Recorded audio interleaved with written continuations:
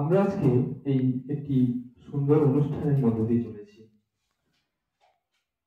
আচার্য জগদীশচন্দ্র বসু এবং তার যে 167তম জন্মদিন আজকে পালন হচ্ছে, এবং এই বিভাগে তার সাথে প্রফেসর PN ভাদুরী মেমোরিয়াল হলে উপস্থিত থাকতে পেরে এবং তোমাদের সামনে কিছু বলতে পেরে আমি সত্যি নিজেকে গর্বিত বলে মনে করছি। বিজ্ঞান তো হলো, আমরা দুটি সুন্দর আলোচনা শুনেছি, একটি প্রথম বর্ষের ছাত্র পিডিউসের কাছ থেকে, দ্বিতীয়টি আমাদের সৌরিমার কাছ থেকে, আমার নতুন রিসার্চ স্কলার এই ডিপার্টমেন্টে। জগদীশচন্দ্র বসু বললে আর একটা জিনিস আমার বেশি মনে আসে, সেটা একটু বলি।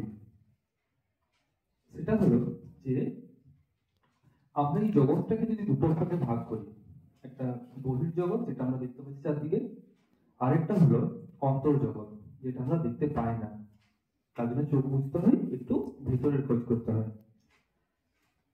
আজকে আমি যে আলোচনাটি করতে যাচ্ছি কোনো বক্তৃতা নয়, কোনো লেকচার নয়, কারণ লেকচার দেওয়া যায় না, তা যারা দিতে পারেন তারাই দেন। আমি তো আলোচনা করতে চাই।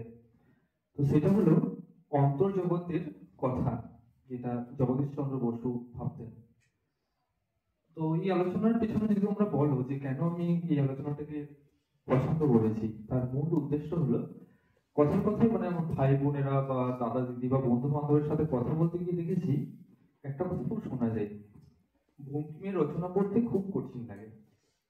কারণ হচ্ছে কঠিন ভাষা, এটাই মূল আর কি, আমরা বাংলাটা অতভাবে বুঝে উঠতে পারিনি, তাই আমাদের কঠিন লাগে।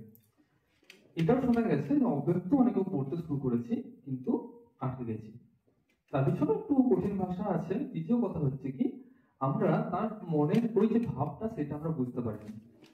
প্রতি ছত্রে, প্রতি লেখায়, প্রতি চিন্তায় তার যে অন্তর্জগতের প্রতিফলন হয়েছে সেটা আমরা বুঝতে পারিনি, তাই আমাদের কঠিন লাগে। ভাগীরথী উৎস সন্ধানে যদি আমরা পড়ি কিংবা তার যে লেখা আছে, সবগুলোর মধ্যে কিন্তু সেই অন্তর্জগৎটা একটা যেন অন্যতম অন্তঃস্থল থেকে যাকে বলে কথা বেরিয়ে আসছে। আমরা তো ফোন ব্যবহার করি, ল্যাপটপ ব্যবহার করি, তাতে সফটওয়্যার কিছু থাকে, তাই তো? আমার কাছে যদি পিপিটি না সফটওয়্যারটা থাকে, তাহলে আমরা সেই পিপিটিটা কম্পিউটার বা ফোনেতে লিখতে পারি, তখন বলি নট সাপোর্টেড ফাইলে বা কিছু একটা। তো সেই সফটওয়্যারটুকু, অর্থাৎ তার যে মনোজগৎ, তার যে চিন্তা ভাবনা, তার যে আধ্যাত্মিক চিন্তা ভাবনা, তার যে স্পিরিচুয়াল চিন্তা ভাবনা, সেই সম্পর্কে একটুখানি আলোকপাত করবে। এবং সেই আলোকপাতটাকে যদি আমরা আমাদের অব্যক্ত পড়ার সময় একটুখানি আমরা যদি নজর দিই, তাহলে বুঝতে পারবো যে অব্যক্ত কত গভীর চিন্তার মাধ্যমে লেখা হয়েছিল। এই কতগুলি শব্দকে সেন্টেন্সে রূপ দেওয়া না, হ্যাঁ, এটা হলো একদম ভেতরের কথা। তিনটে শব্দ দিয়ে শুরু করছি, একটা হলো শ্রবণ, একটা হলো মনন, একটা হচ্ছে নিধিধ্যাসন, ঠিক আছে? তো শ্রবণ অর্থাৎ কি, আগে তো ধরো লেখালেখি ছিল না, মানে বহুকাল আগে আর কি, আমরা বৈদিক পিরিয়ডের কথা যদি ভাবি আর কি, সে সময় দেখবো যে শ্রুতি ছিল বেদ, তাই না? আমরা মানে যারা সব সত্য আবিষ্কার করতেন, সত্য সন্ধানী বিজ্ঞানীরা সেই সময়কার, সেই সত্য তার শিষ্যদেরকে বলতেন। তো তারা শুনতেন, শুনতেন অর্থাৎ শ্রবণ। এই যে আমরা আজকে শ্রবণ করছি সবাই মিলে একসাথে বসে, হ্যাঁ, তো শ্রবণের কাজ হয়ে যাচ্ছে, মানে আমরাও বলছি আমরাও শুনছি একসাথে। তারপরে কি মনন, মনন অর্থাৎ কি না, মনে মনে একটা চিন্তা করা, কি আজকে আলোচনা হলো, কি ভাবনা হলো, তারপর তার গভীরে প্রবেশ করা, যে আজকে কি হলো না হলো তার জন্য মনন, এবং সেটাকে রক্তের মধ্যে মজ্জায় মধ্যে প্রবেশ করিয়ে নেওয়া। তারপরে কি, সেটাকে অ্যাপ্লিকেশন করা। এই কি হলো পদ্ধতি। যে কোনো কাজে, যে কোনো জায়গায় যদি আমরা এই তিনটি পদ্ধতিকে লাগাই, তাহলে কিন্তু আমরা যে কোনো জায়গাতে আর কি সফলতা অর্জন করতে পারবো, বুঝতেও পারবো। সুতরাং প্রথমে শ্রবণ, প্রাথমিক পড়াশোনা করেও, পঠনও বলা যেতে পারে, এখন তো শ্রবণ থেকে পঠনটাই বেশি, তাই হোক। তারপর হলো মনন, মননে চিন্তা করা যে কি পেয়েছি সেটাকে আসল জায়গাটাকে খুঁজে বার করা, সেটা মজ্জাগত করা শরীর মনের মধ্যে। তারপর হচ্ছে সেটাকে কাজে রূপান্তরিত করা। তোমরা শুনে এসেছো যে সময়ে জন্মগ্রহণ করছেন আমাদের যে শ্রী বোস, জগদীশচন্দ্র বসু, সে সময় কিন্তু বা তার পরবর্তী সময়তে ব্রাহ্ম সমাজের একটা কিন্তু খুব বড় সড়ো প্রভাব ছিল, বিশেষত বাংলাতে। স্থাপনা করেছিলেন আমাদের রামমোহন রায়জি, তারপরে পরবর্তীকালে রবীন্দ্রনাথ ঠাকুরের বাবা দেবেন ঠাকুর, এবং পরবর্তীকালে কেশব সেন নতুন করে নববিধান শুরু করেন। তো সেই ব্রাহ্ম সমাজের যে চিন্তা ভাবনা ছিল সেইটি হলো কি না, এক, হ্যাঁ, একম, এক এবং অদ্বিতীয়। এর বেশি কিছু না, অর্থাৎ কি একজনই আছেন। একজনটা কি না, এখানে ব্রহ্ম সমাজরা বলতেন ব্রহ্ম, সেটা হলো কি জিনিস, সেটা কি মুখে বলা যায় না। আমরা এই জন্য একটু ঠাকুর শ্রী রামকৃষ্ণ দেবের চিন্তা ভাবনার কথার একটু সহায়তা নেবো। তিনি বলছেন সবকিছু নিত্য হয়ে গেছে, নিত্য মানে কি মুখে চলে এসেছে, ব্রহ্ম কি মুখে বলা যায় না। আমাদের শ্রদ্ধেয় আমার গাইড মাস্টার মশাই আর বিস্তার একটা আমাকে একদিন হঠাৎ করে লেখা পাঠালেন, একটা ছবি আর কি। তাতে লেখা আছে, আমরা স্বামীজির লেখা একটা গান, নাহি সূর্য নাহি জ্যোতি, তো একটা গান আছে। তো সেইটা যখন উনি লিখছেন, তার আগে তার মনের অবস্থা, তিনি নির্বিকল্প সমাধির কথা মানে ভেবে সেটা লিখছেন আর কি। তো সেখানে কি লেখা আছে না, তিনি বলছেন এমন যে আমি এমন একটা স্তরে, মানসিক স্তরে পৌঁছে গেছি যেখানে সূর্য নেই, যেখানে কোনো চন্দ্র নেই, সব যেন একটা জায়গায় এসে মিলিত হয়ে যাচ্ছে, একটা কোনো কালো বিন্দুতে মিলিত হয়ে যাচ্ছে। তারপর সেই বিন্দুটাও একসময় শেষ হয়ে যাচ্ছে কোনো একটা জায়গায়। আমরা যেটা ব্ল্যাক হোলের স্টোরি পড়ি, ব্ল্যাক হোলের কথা বলি আর কি।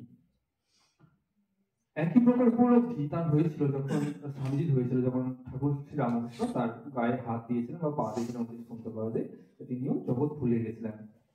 সেম একই ঘটনা, একই মানে লেখা আমরা পাচ্ছি আমাদের এই জগদীশ চন্দ্র বসুর একটি প্রবন্ধতে। সেখানে একজন বিদেশি লেখক তিনি এরকম দেখছেন বা অনুভব করছেন কি না, তিনি এই জগৎ থেকে আস্তে আস্তে সরে সরে চলে যাচ্ছেন, যেতে যেতে যেতে একবারে এই বিশ্ব ব্রহ্মাণ্ডের থেকে বেরিয়ে গিয়ে একটা জায়গায় এমন জায়গায় এসে পৌঁছাচ্ছেন যেখানে কি হচ্ছে না, সেখানে হচ্ছে কি প্রথমে এই পৃথিবী থেকে বেরিয়ে গেলেন, তারপর সূর্য থেকে বেরিয়ে গেলেন, ফাইনালি এই ব্রহ্মাণ্ড থেকে বেরিয়ে গেলেন। এরকম মনে করা হয় যে আমাদের পৃথিবীতে এই বিশ্ব ব্রহ্মাণ্ডে অনেকগুলো ব্রহ্মাণ্ড আছে, কোটি কোটি এরকম ব্রহ্মাণ্ড আছে, আমরা তার একটা অংশ আর কি মাত্র। তো সেই যে ব্রহ্মাণ্ডের কথা, সেই যে বেরিয়ে বেরিয়ে যাচ্ছেন, তিনি একটা থেকে এসে হাজির হয়েছেন, তখন প্রশ্ন করছেন, একজন দেবদূত তাকে নিয়ে যাচ্ছেন আর কি। তিনি দেখছেন, জিজ্ঞেস করছেন এরপর কি আছে, আমি তো কিছু দেখতে পাচ্ছি না, আমি তো সব দেখছি যে শেষ, মানে শেষ নেই এর কোনো। আবার তখন দেবদূত বা যিনি আর কি তাকে গাইড করছেন, মার্গ দর্শন দর্শন করাচ্ছেন আর কি, তিনি বলছেন পিছিয়ে দেখো, এখনো শুরু হয়নি। ঠিক আছে, তো জেসি বলসের প্রত্যেকটা এক্সপেরিমেন্টের পিছনে কিন্তু এই অব্যক্ত, এই একটি সত্তা, এই একটি মাত্র যে সত্তার কথা তিনি ভাবতেন, সেগুলো কিন্তু সুন্দর ধরা পড়ে। তাহলে কখনো জড় বস্তুর মধ্যে চেতনের কথা কেউ কখনো ভাবতে পারে না। এইটা হলো জগৎসংঘ সব থেকে বড় আমার মনে হয় যে আবিষ্কার। আমরা তো বিভিন্ন অর্গানিজমের উপর স্টাডি করি, কিন্তু এই জড় বস্তুর মধ্যে যে সত্তা আছে, জড় বস্তুর মধ্যে যে কোনো চেতনা থাকতে পারে, সেটা পরীক্ষাগত ভাবে প্রমাণ করার কিন্তু ঘটনাটি তিনি ঘটিয়েছিলেন। আরেকটা গল্প বলি, আমাদের নচিকেতার গল্প। নচিকেতা হচ্ছেন আমাদের নচিকেতা চক্রবর্তী নন অবশ্যই, উপনিষদে আছে, কথোপনিষদে। সেখানে নচিকেতার কথা বলা আছে। একটি ছোট্ট ছেলে, তার বাবা আছেন, তার বাবা বড় একজন রাজামশাই। তো সে রাজামশাই কি করছেন না, একটা বড় যোগ্য করছেন, রাজযোগ্য সামথিং কিছু নাম ছিল। সেই যোগ্যতে নিয়ম হচ্ছে কি না, প্রচুর পরিমাণে দান ধ্যান করতে হবে, যেটা চাইবে তাকে সেটা দিতে হবে, এবং দান ধ্যানের নিয়ম আছে। খুব ভালো, খুব ভালো যোগ্য চলছে।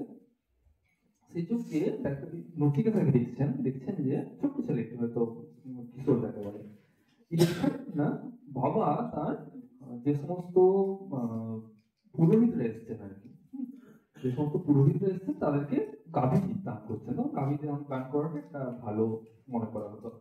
তো গাভীগুলি হচ্ছে সবই রোগা পাতলা, তারা সব হয়তো কিছুদিন পরই মারা যাবে, বা হয়তো এখান থেকে কথা বলছি, এখান থেকে হয়তো আমরা যদি বুঝ করা যায়, হ্যাঁ বুঝ করা যেতে তো হয়তো ওইখানে হয়তো ওনার বাড়ি অ্যাকচুয়ালি যে নিয়ে যাচ্ছেন পুরোহিত, তো যেতে যেতে হয়তো তারা মারাই যাবেন এরকম একটা। তো তখন ওনার মনে খুব কষ্ট হয়েছে যে বাবা এই এদিকে দান করছে, মানে তারা যেতে ঘন ঘন মারা যাবে, হয়তো হয়তো দান করে কি দান। তখন বাবাকে জিজ্ঞেস করেছে, বাবা তুমি এদিকে এগুলো দিচ্ছ কেন? ভালো বললাম তো বাবা রেগে বলছেন না না, তুই সব বুঝবি না, ছাড় সব ইয়ে করবি। তখন ওনার মনে একটা সুন্দর ধারণা, স্থির ধারণা তো আসে না, ওই জন্য ওনাকে আমরা এত মনে রেখেছি। সেটা হলো ওনার মনে হলো কি, যে আমি হচ্ছি অনেকের থেকে মধ্যম, অনেকের থেকে উত্তম, কখনো আমি অধম হতে পারি না।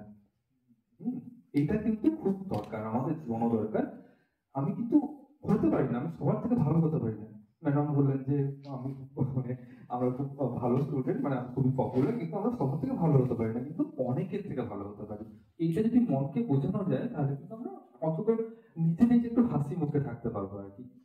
হুম, যাই হোক, এই শ্রদ্ধাটুকু দরকার। তো ওনার মনে হলো কি, যে আমি হচ্ছি যে অন্যের থেকে, অনেকের থেকে হয়তো মানে উত্তম আর কি, হ্যাঁ, সর্বোত্তম না হলেও অনেকের থেকে উত্তম, প্রথম কখনো নয়। তখন উনি বললেন কি, না বাবা তুমি যখন সবাইকে দান করছো, তাহলে আমাকেও তো কাউকে দান করতে পারো। তুমি কাকে দান করবে বলো? তখন বাবা বলছেন, দিচ্ছি না কাউকে, তুমি একটু ইয়ে করেছেন, এত বড় যজ্ঞ চলছে, বাবা হচ্ছেন উনি কিন্তু মেন ওখানকার উনি রাজা মশাই দান দান করছেন, প্রচুর চাপ ওনার। বারবার ওইটুকু ছেলে বারবার যখন বলছেন, তখন রেগে মেগে কি বললেন আমাদের নচিকেতা, নচিকেতার বাবা, যে তো তোকে আমি জমকে দান করছি। ব্যাস, বাবার কথা জমকে দান করেছে মানে কি, উনি চললেন আর কি জমের বাড়ি। বাবা দিয়ে দিয়েছেন জমকে। মায়ের তো বলেন, বাবারা তো বলেন, যখন যখন আমরা বদমাইশি করি, তুই মুরগে যা নরকে যা, সব বলেন তো। হম, সেরকম নচিকেতাকেও বাবা বলেছেন, কিন্তু ওনার মনে কি ইয়ে জাগলো, যে ঠিক আছে চলো, আমরা যখন জমকে দান করছি আমি জমালয়ে চলে যাবো। জমালয়ে গেছেন, ওখানে যে জম থাকেননি ওনাদের প্রহরীরা ঢুকতে দেয়নি নচিকেতাকে। 2-3 দিন ওখানে বাইরেই ছিলেন, তারপরে জম আসছে, প্রহরী খুব বকাবকি করলে, যে একটি ছেলে দেখা করতেছে, তোমাকে ঢুকতে দাওনি। তখন নচিকেতাকে বললেন কি, না তোমাকে আমি একটা কিছু বর দিতে চাই, তুমি কি চাও বলো। তখন বললেন যে আমি দেখতে পাচ্ছি যে জগতে সবকিছুই পরিবর্তন হয়ে যায়, আমি কি ছোট আছি, বড় হয়ে যাবো, একটা গাভী নতুন যখন কিনা হয়েছিল সে থাকে, সে আস্তে আস্তে বড় হয়, বড় হওয়ার পরে একসময় মারা যায়, সবকিছুই পরিবর্তন হয়ে যায়, কিন্তু অপরিবর্তনশীল জিনিস কি আছে? আবার এটাও শুনেছি যে সত্য পরিবর্তন হয় না। হুম, তাহলে কনফ্লিক্ট হচ্ছে একটা কি না, সত্য হচ্ছে অপরিবর্তনশীল, আমার এই জগতে আমি যা কিছু দেখতে পাচ্ছি সবকিছুই পরিবর্তন হয়ে যাচ্ছে, তাহলে কি সত্য বলে কিছু নেই? এটা আমার প্রশ্ন আর কি। তখন জঙ্গল আর কি, তুমি হচ্ছ জানো না, তোমাকে এসব জ্ঞান দেয় না, তুমি কি চাও বলো, তোমাকে সারা জীবন ওই যৌবন ধরে রাখার ক্ষমতা দিচ্ছি, তোমাকে রাজ্য পাঠ দিচ্ছি, তোমাকে সম্রাট করে দিচ্ছি, তুমি পৃথিবীর অধীশ্বর হতে পারবে, কিন্তু ও জ্ঞান ছিল না। নচিকেতা নাছর বান্দা, ওই যে বলেছে আত্মশ্রদ্ধা, প্রচন্ড রকম ওনার ইয়ে আছে কিনা, না আমাকে ওই জ্ঞানটাই দিতে হবে, যা করতে হয় করবো। তখন তিনি ওই আত্মজ্ঞান দিলেন, সেই জ্ঞানটা হচ্ছে সর্বম খলিতম ব্রহ্ম, অর্থাৎ জগতের সব জায়গাতেই সবকিছুর মধ্যেই ওই এক শক্তি বিদ্যমান। হ্যাঁ, তো এই আর কি। আর একটা ছোট্ট গল্প বলি, তাহলে আর একটু আইডিয়া করা যাবে, যে এই যে বিশ্বব্রহ্মাণ্ডে স্বামীজি থেকে বাংলা একটুখানি ভালো করে বলছে, যে ব্রহ্ম হতে কীট পরমাণু, সর্বভূতে সেই প্রেমময়, একদম ব্রহ্ম মানে একবারে একবারে উচ্চ আধার থেকে একদম শুরু করে কীট পরমাণু, যাদেরকে নরকে একদম নিচু তলা ধরা হয়, তার থেকে পরমাণু পর্যন্ত সর্বভূতে সেই এক প্রেমময়। হুম, যাই হোক, তো সেটা স্বামীজি মহারাজ বললেন ওনার ভাষায়। এবার আরেকটা কথা বলি, সেটা হচ্ছে প্র্যাকটিক্যাল বেদান্ত বলে একটা বই আছে, আমরা পড়েছিলাম ইংরেজিতে, আর বাংলাটা একটু বলি। এটা স্বামীজি বক্তৃতা করছেন বিদেশে। এটা হলো এরকম, যে একটি ছেলে আছে, তার নাম হচ্ছে সত্যকামা বলে। তো সত্যকামা মানে কি, একটি মায়ের সন্তান, কিন্তু তার বাবার কাছে জানে না কে বাবা হন আর কি তার। তো মাকে একবার ইচ্ছে হয়েছে কিনা, আমিও শিক্ষা গ্রহণ করবো শিক্ষাগুরুর কাছে থেকে, আমি তারপরে জ্ঞান লাভ করবো। সোজা কথা, তখন জ্ঞান লাভটা খুবই গুরুত্বপূর্ণ জিনিস আর কি। তো মূলত ছান্দোগ্য উপনিষদের একটি গল্প। তো সেই সত্যকামা মায়ের কাছে জিজ্ঞেস করছেন, মা আমার বাবা কে? তখন মা বলছেন, আমি জানি না বাবা, তোমার বাবা কে। তখন উনি বলে ঠিক আছে, গুরু মশাইয়ের কাছে গেলে তো বাবার নাম জিজ্ঞেস করবেন, দিয়ে তখন উনি যে ডিরেক্টলি বলেছেন, আমি আমার বাবার নাম জানি না, আমি আপনার কাছে শিক্ষা গ্রহণ করতে চাই। তখন গুরু মশাই বললেন, যে এই যে সত্য কথা তুমি আমার সামনে বললে, এইটা একমাত্র যদি একজনই ব্রাহ্মণ হন, মানে ওখানকার ব্রাহ্মণকে তো ইয়ে করা হতো, ব্রাহ্মণ মানে এটা নয় যে যারা সব আমাদের এখনকার দিনে যে ব্রাহ্মণ করছে কিভাবে করা হয় সেটা নয়, যে যে যে আর কি ওই ওই স্তরে বসবাস করে তিনি ব্রাহ্মণ আর কি। তো যিনি ব্রাহ্মণ সন্তান হবেন, তাছাড়া সেই ছাড়া এরকম সত্য কথা কেউ বলতে পারবে না সামনে সামনে, তোমাকে আমি শিক্ষা দেবো। তো ভালো, ঠিক আছে। আগেকার দিনের শিক্ষা ব্যবস্থা কেমন ছিল আমরা জানি, সেটা হলো কি না, গুরুগৃহে পড়াশোনা করতে হতো। গুরুগৃহে পড়াশোনা করতে হতো। এবারে বা বললেন কি, গুরুদেব বললেন কি তুমি যাও, তোমাকে আমি কতগুলো মহিষ দিচ্ছি, সেই মহিষদেরকে তুমি করো, মানুষ করে আনো, হ্যাঁ তোমার এটি কাজ আর কিছু কাজ নেই। এর মাধ্যমে তুমি আত্মজ্ঞান লাভ করবে। তো আমাদের এরকমই ছিল যে গুরু যেটা আদেশ করবে সেটাই করতে হবে। তো এবার কি হলো না, যখন ওই গরু নয় মহিষ ছিল ওরা, হ্যাঁ মহিষের হাড় ইয়ে ছিল, যাই হোক।